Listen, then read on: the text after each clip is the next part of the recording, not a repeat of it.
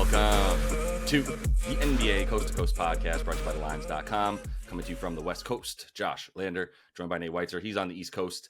And we've got NBA best bets here in the playoffs. 2 games to look at here on Wednesday. The Clips and the Mavs continue on, and potentially the end of the series here in Boston versus Miami. So we'll take a look at both those games. Also got player props up for you, so make sure to like and subscribe to that page and continue to follow along all postseason with us as we move forward through these playoffs. Also want you to head to thelines.com. Use the prop finder tool if you'd like up on the site there under the NBA tab to make sure that you are getting the best odds available to you from all of the different books giving us bets this postseason. Nate, let's get into your first best bet here, talking about the Clips and Mavs to kick it off. Yeah, and let's just mention, a nice little run on Monday and Tuesday here after 4-0 best bets. I had to talk about briefly the brutal Tuesday night, though, that the Knicks did not win that fourth quarter when Maxey traveled twice in order to draw the offensive foul. And just want to raise the debate of should traveling be a reviewable call, because that is an out for the officials to be like, if the Knicks challenge that and then they have to slow it down and look at it and be like, okay, he actually traveled to initiate that contact and that shouldn't be legal. But I don't know, just a little digression for anybody to vent if they had Knicks money line, Knicks fourth quarter spread along with us. But let's get another best bet in here, which is the Clippers Mavs over 50.5 in the fourth quarter. And this is actually a pretty low total and not something we usually do. We usually go under in the fourth quarter in the playoffs, but I think this series is so much about the ability of these all-star guards to draw the right switches and draw each other, basically. Like, how often did you see Harden call out Luka and then blow by him in the fourth quarter and for the Clippers to hold off the Mavs? How often you see Kyrie just knife through the paint and the Clippers offer no resistance? And it's what it was billed as is like 4 superstars or 5 superstars going head to head here. And five of the best clutch players in the fourth quarter. Now it's down to 4, but Kawhi at like 33% was just draining this series. In the 2 with him, games were played at 88 pace. The Clippers had a 103 offensive rating, 2 without him, 123 offensive rating. Pace is 3 possessions faster. The Mavs are also starting to figure out this Clippers defense that Ty Lue kind of threw some stuff at them, and their offensive rating has climbed each and every game. They are up to a 120 offensive rating in game 4 after starting at 106. They have 31 plus in 3 of the fourth quarters because they're coming back in 2 of those, and don't know how it will play out in the first 3 quarters, but I just expect more offense down the stretch. These teams were 3rd and 7th in fourth quarter offense on the season and 28th and 17th in defense, averaging out to 28 points per game for them and their opponents. In the clutch, they played decently fast post All-Star break, 97 for Dallas, 125 offensive rating. And the Clippers, I don't even want to look at their post All-Star break stuff. It doesn't really matter. They were just loafing through the playoffs. But I think, with Harden, they found a lot of weaknesses in what lineups Dallas is going to put out there, right? If Kidd is going to put Maxi Kleber at the 5 again, Harden is going to have a field day going to the basket. I think we'll see more Norm Powell in this game. I don't know if PG can put back-to-back electric games like that together, but him being out there in the fourth gives you some hope for more scoring. The only under in the series in terms of going under 50 points, PG and Kawhi were just an awful 1 for 7 for 3 combined points. Kyrie has been hot every fourth quarter in this series, 11 points per game on 50-50 shooting. And these playoffs, 50 has actually been relatively low if they're competitive games. The Knicks and Sixers series has actually gone over in 3 of 4, and 3 of their last 4, 50 points. And that's a series you expect to just grind down to a halt, with Embiid basically being the drain on the series that Kawhi is on this one, where he can't finish games and he's ruining offense. And still, because of the free throws back and forth and because of the tense nature of the game, it has gotten over there in the fourth, not the third quarter necessarily. Even the Cavs Magic game got over 60 last night, as it was just a very close game down the stretch. So I think we expect the same here with these teams slugging it out in the pivotal game 5. Yeah, I can see all that. I know you like to try to get ahead of the fourth quarter stuff because you do get some, I'll call them a little bit soft because the books don't really know how to project that either, I would imagine. And if you like the way that the game flow between these two teams has gone in the first four. I mean, less Kawhi is just going to be faster, faster pace, and a bit more offense. I mean, the offensive rating for the Clips is just doo-doo without him, but compared to with him, where it's really, really good, it's still, a little bit around average basically. But I'm with the pace being up, and this thing kind of continuing on at that sort of faster pace in the fourth quarter. But I'm chickening out on anything to do with these two sides or totals right now. Mostly because there's some props that are ripe for the picking here, because I do think the idea of this series here with the Celtics and the Heat at this point, my SGP is from this game, and it's Drew 10 plus points and Derek White 15 plus points. And I think you could add like low 3 assists, that kind of stuff, if you wanted to get this thing up to like plus 250. It's plus 126 on FanDuel for the for this parlay right here. And it's both of them. Like, I mean, look, they've been similar players all season. They've been similar players for a long time now, in terms of like really good defenders who are going to make open spot up shots off of the Jalen and Jason action that you see. But when you don't have Kristaps in there, both of them also sort of take on a bit more of a playmaking role and just have the ball in their hands more, obviously. And for Derek White, a large part of it is running that pick and roll with Jason Tatum and Jaylen Brown. For Drew Holiday, it's also, and for Derek White, it's being the guys off of, like I said, spot up shooters that are sort of waiting in the wings for those shots, which is what we just saw Derek White do to the tune of 38 points, as we called that over 12 and a half points for him. And he got that in spades. Could have put a little ladder on the guy. He got that in the first quarter for us to cash. So a nice little first quarter cash from D White last game. And I don't really see that stopping now. I mean, Kristaps went down pretty early in that game, and then Derek White was already hot at that point. So like he had already seen a couple shots go in and was like just rearing to go moving forward. But I think that carries over into this game for both White and Drew. I mean, it's really similar reasoning and context for both of them, which is Drew without KP this season over this number. He's gotten at least 10 points and actually 16 out of 20 games. His prop is at 11.5, which he's actually hit also 14 out of 20 games without Kristaps this season, averaging about 13.5 points in those situations. And his minutes are at about 33, just about what he averages anyways with Kristaps, like 32.5. So during the regular season, it's not like he got that many more minutes without KP, which is going to be the case for both he and Derek White. They're happy to bring on, in the regular season, they were happy to bring on Al Horford and even some Luke Cornett in those situations where when you didn't have Kristaps on the floor, then they were happy to bring those guys on and not tax Jason, JT or JB too much in terms of the rebounding department. Now, though, like I do think those guys will still keep playing the same amount of minutes. Like I think they'd rather have lineups in with Tatum, Brown, Derek White, Drew Holiday, insert fourth player. It could be Al Horford a lot, but I don't think they're going to mind even going small with Tatum and Brown down low, because it's not like they were really trying to give anybody help on Bam anyway.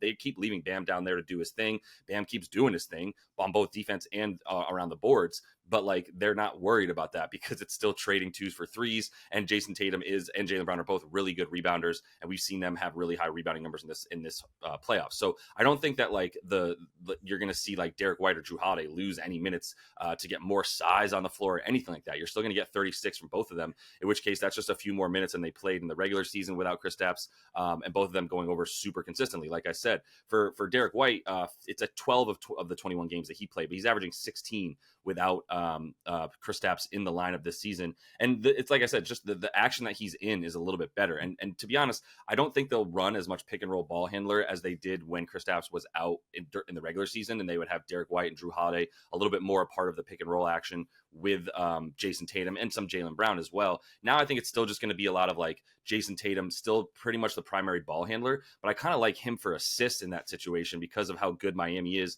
at limiting the points for the pick and roll ball handler and the ball handler in general, and how not good they are at limiting spot up shooters because they pressure the ball so much, right? And I mean that's just going to continue, meaning you're going to have Jason Tatum passing over the top to open Derek White on the wing, open Drew Holiday closer to the baseline, where he's also been able to drive pretty consistently, as Bam has to stay out now on guys like either Kristaps on the 3-point line, or now if he's guarding like a Jason Tatum, now he's also further out, or Jaylen Brown, what have you. Like it's not going to be a fun game for the Heat. Like Kristaps being out doesn't make things easier for the Heat, in my opinion. Obviously, like they had to worry a little bit more about post ups, but they weren't really running that play in this series already in terms of posting up Kristaps or Al Horford or anything like that. They're still just pace and space, and that's going to be just wide open for these two guys. So plus 126 for them to get a couple points fewer than they would average anyway in this situation, I'm perfectly fine with. Yeah, I like the look with Drew for sure. I think the Heat are going to be going smaller here. They don't have Jaquez for the game, which I think means more DeLon, right? More Patty Mills and like those multi guard lineups. And then how long are you going to leave Tyler Hero on Jaylen Brown? Like maybe Hero is hidden on Drew Holiday, and then Drew, you got to be aggressive. Like you got to put him down on the block. He can't handle you down there. I mean, Derek White. I'm glad we're not expecting we're keeping it conservative. We're not expecting a huge outburst, but he is fantastic, and for him to score 15 points with KP out makes sense. Interesting. I mean, neither of us are listing Al Horford as a bet here. I did take his PRA last night as a small unit bet. I mean, it's going to be boom bust in terms of like, is he involved? Are the Heat willing to help off him? And he will fire away. Like, I'd be interested in some parlays for him to hit 2 threes, 10 points, six rebounds maybe. Like it's just it just depends on how much Missoula wants to use him. I mean, I think he's going to be out there guarding Bam. I don't think you want Tatum on Bam that much here. But what I'm thinking is just Celtics to be a great first half team once again, over 55.5 points. And they're averaging 59 in this series, gone over in 3 of 4. The under in Miami last game is because everybody but Derek White couldn't hit a shot. I mean, the team was 9 for 30 aside from him. He had 22 of their 53 points, so still almost got that total. Last game, the famous Heat junk game, last game in Boston, they still had 61-58 at half, despite KP going 1 for 5, and he finished 1 for 9 and was not good in that game. And that was with the Heat, shutting off their 3-point water as best as they could. And then we saw them struggle a little bit offensively in the second half. But the Celtics, when they're home, especially, like they just come out firing. We saw, I talked about that embarrassing loss to the Lakers when they were shorthanded. Since then, they're 12-1 at home in the regular season. They hit nearly 18 threes per game. I'm sorry, these are the stats without Porzingis. So without KP, 12-1 at home this season, 18 threes, 41%. Since that Lakers loss, they have 16 plus threes in 10 of their last 12, erupting in the first half, 64.5 points per game. And that's not with a ton of threes, actually, in the first half, 8.5, which puts them on pace for this second bet I'm looking at. I mean, I think it's a quarter unit bet, to be honest, but plus 120 for the Celtics to hit 16 threes is available at FanDuel. And that's kind of the benchmark for their success. Like that's basically what they hit in a win, 16 or 17. They averaged about 17 at home in the regular season against the Heat the last 3. And yeah, like I'm saying, they actually hit more threes when Porzingis is out of the lineup because, I mean, Porzingis has a more versatile offensive game than Horford, who, if he catches it, he is just set shot firing. And they're spreading that 5 out, and they are taking more threes and making 3 more threes per game without KP this year, still shooting 40%. So I think that is the safest way to play it, is the first half for them to hit a bunch and just keep the pedal down. Yeah. Yeah, I can see. I like this as like the as far as a side or total. I would say that this is my most confident as well in what you found with the Celtics first half specifically. I mean, for the game and their team total, still not really scared of this once you go back to Boston and they're in this situation at home. Then like I'm not afraid of points in general for them at whatever time of game or day or night. So I definitely like the first half, and I mean I think even if the first half is around 50-55 points, I still think this has a decent chance of going over in general at like 200.5 points overall. And then like I really like the idea of the Celtics being able to really be the ones to drag this thing. I mean, the 200.5 is really dependent on if the Heat are making shots or not. I think they might have one more game in them, but maybe not. Maybe this is just we folded up at this point because we don't really have much to compete, obviously. But my final thing here, they've got to be better in the first half. The Heat, yeah, to keep it close. You're saying a little bit closer. Well, I'm saying there's going to be positive regression. Like they're not going to miss every shot in the first half like they did the last 2 games. Right. In which case, like you said, like it's as far as the over for the game. Yeah, for sure. And the over in general, I agree they have to be better. But I mean, the Celtics are the team that I like to. Obviously, it's just that like their line is obviously much higher at this point for their team total. But let me finish it up with a little same game parlay from the Mavs and Clippers, and take Russell to get over 3.5 rebounds, Russell Westbrook, as well as Luka to lead the game in threes, which you can parlay on FanDuel. And you can get that up to about plus between the two of them, you get that up to about plus 250, 260 on your money there. 255 as I'm looking at on FanDuel. So first of all, just starting with Luka real quick, like this is very easy for me.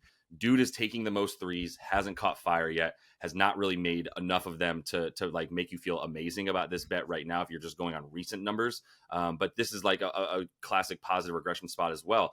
I really wish I had the cojones to pick that positive regression spot for Tobias Harris yesterday, as he had like 7 points in the first quarter. And my gut was like, it's gone too far now. Like we've gone too far the other way, expecting him not to do well. And that's kind of what I'm talking about just with Luka and threes. Like he hasn't been horrible by any means, but in the last 2 games he hit 3 and 1, and both of those were on really terrible 3-point percentages, obviously, because he took 9 and 14, making 21 and 11% of his threes in these last 2 games. He only needs to hit the like 35% of them like he was in games 1 and 2 to still probably be leading this game in 3-pointers made. There's really nobody else chucking him up. The other thing is Tim Hardaway is just fully gone now. Like he's just out, and he has been now for a game or so, and he was already kind of out of the series. Didn't seem like they could, he could get too much burn there from Kidd because of his injuries. I imagine Tim would have been playing more if he was available, but that's just a big part of Luka taking more shots in general, or more threes specifically, knowing that like they have one of probably their best 3-point shooter out now moving forward, as streaky as THJ's been on the season. So I think that he's going to keep pulling 12 to 13, if not 14 threes like he has been. He's taken 14 now twice in this series, both in the last 2 games. Or the last game was 9, middle 2 games, I should say, 14, 12 in the first. So like I said, if he hits 4 of them, I think he's in a good spot to be leading this game in threes. I don't think Harden's going to be raining 4 to 5 threes again. I think that was an outlier for him and would actually lean to an under on his 3-point prop. So all that makes me feel good about Luka leading this, which is already like plus 150 by itself if you wanted that. But I'm just adding that to Russ to get 3.5 boards because of a couple of things. Like, believe what you want about playing home or away. Russ is such an electric player that like relies on energy that he soaks up from whether it's the crowd hating him or loving him, to be honest. And he definitely seems to do better when they love him at home, as he has had better numbers this season at home in general. He went over in the first 2 games for this number at home, and had a few more chances. Plus, now you've got no Kawhi, and without Kawhi on the season for Russ, as far as the rebounds go, they do go up to about 5.5 boards without Kawhi this season. And that's in about 23 and a half minutes. So if he does get the minutes at 23 or above, it's a pretty crucial number. He had 22 and a half in one of these games in Dallas rather. And I keep forgetting Dallas is the 5 seed. He had those games in Dallas where he didn't get 23 minutes. He got just under it, 19 minutes and 22 minutes. And he had that the 19 minutes was in part because he got kicked out after he kind of threw a little jab at the chest of PJ Washington, got kicked out in that game. But I think the 23 is a lot more expected, both because he's not probably going to punch anybody in this game, and also because when he goes home, he is a bit more of that spark plug off the bench, who's also now their 3rd best rebounder. He's got the 3rd most rebound chances when Kawhi is out, right? With Kawhi in, he's had about 8, almost 9, but with Kawhi out, he gets up to about 9.5 rebound chances to get 4. Like, I really like that for us. I'm a little bit scared of the points just because if he doesn't get to the rim, and this Dallas defense down low is so much better than in years past, then it's a bit scarier. But I still think he's really good for the rebounds coming in and swooping in on offense and defensive side.